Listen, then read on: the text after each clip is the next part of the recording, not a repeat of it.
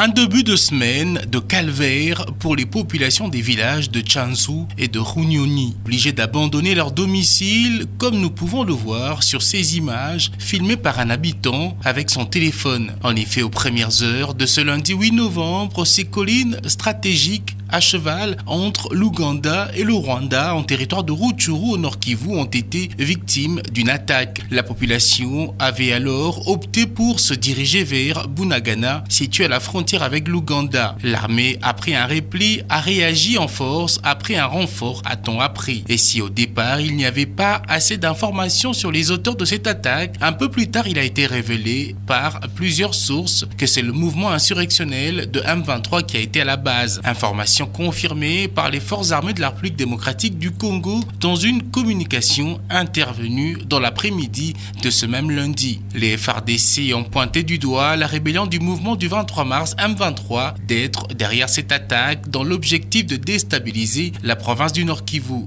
Relayant un communiqué signé par le chef d'état-major général des forces armées de la République démocratique du Congo, le général Sylvain Ekenge, porte-parole adjoint des FARDC, l'a dit à la presse. Les forces armées de la République démocratique du Congo portent à la connaissance de l'opinion tant nationale qu'internationale que dans la nuit de dimanche 7 novembre 2021, aux environs de 22 heures, le mouvement insurrectionnel M23 a attaqué les positions de Tchanzu et de Runyonyi avec l'intention de mener d'autres actions de déstabilisation dans les territoires de Rutshuru et ailleurs dans la province.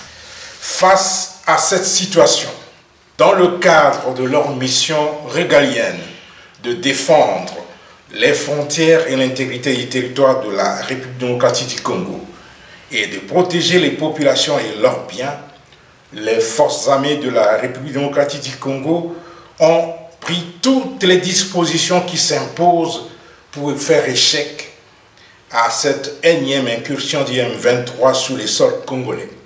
Le Nord Kivu étant en état de siège, l'armée qui était en alerte s'est dit déterminée à en finir une fois pour toutes avec ce groupe armé qui doit être neutralisé de manière définitive. Les rebelles se seraient retranchés dans le parc de Virunga, fouillant la réplique de l'armée régulière. Les combats se poursuivent.